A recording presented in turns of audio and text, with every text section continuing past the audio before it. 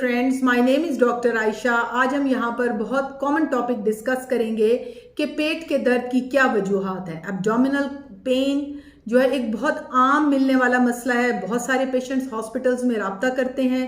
यहाँ पर मैं आपको चंद वजूहात बताऊंगी जो कि एब्डोमिनल पेन को कॉज कर सकती हैं। फर्स्ट ऑफ ऑल तो कॉन्स्टिपेशन, इट मीन्स कि कब्ज जो है ये बहुत कॉमन सिम्टम है, बहुत कॉमन वजह है जिसकी वजह से एब्डोमिनल पेन हो सकता है। इरिटेबल बाउल सिंड्रोम यानी कि हमारी जो गट है, हमारी आंतें हैं, उसकी को इरिटेबिलिटी भी हमें एब्डोमिनल पेन दे सकती है। गैस्ट्राइटिस हैं, स्टमक अल्सर्स हैं।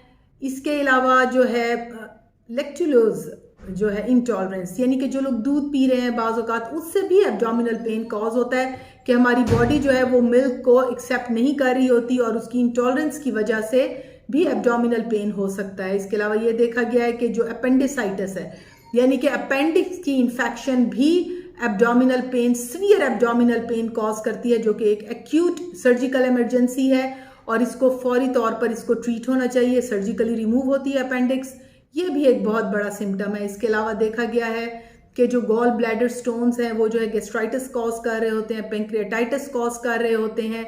इसके अलावा ये भी देखा गया है कि अगर कोई मैस पड़ा हुआ है एब्डोमेन में, अगर खुदा न खास्ता कोई कैंसरस है, वो भी एंड स्टेज पे जाके सीवियर एब्डोमिनल पेन्स देते हैं। कुछ मैं आपको बताऊंगी वो कौन सी चंद चीज़ें हैं जिसको आपने नज़र आने पर फ़ौरन डॉक्टर से रब्ता करना है। फर्स्ट ऑफ ऑल, अगर पेन सीवियर होता चला जाए, यानी कि एक पेन है जिसको आपने पेन किलर्स लिए, पैनाडॉल ली या नॉस्पा लिया और वो बढ़ता चला गया, कॉन्टैक्ट अ डॉक्टर। अगर वो पेन एक ख़ास पोजीशन में बेहतर हो जाता है और एक ख़ास पोजीशन में बुरा हो जाता है, यानी वर्स्ट हो जाता है, उस सूरत में आपने डॉक्टर से रब्ता करना है। अगर कोई ब्लडी स्टूल स्टार्ट हो जाए, सीवियर एब्डोमिनल पेन हो, पेट फूलने लग जाए, उस सूरतों में भी आपने फ़ौरन डॉक्टर से रब्ता करना है।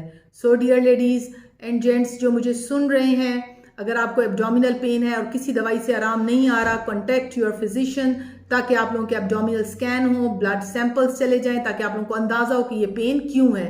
बिकॉज एब्डोमिनल पेन के पीछे हमेशा कोई ना कोई कॉज होता है और हमेशा उस वजह को ढूंढना बहुत ज़रूरी है।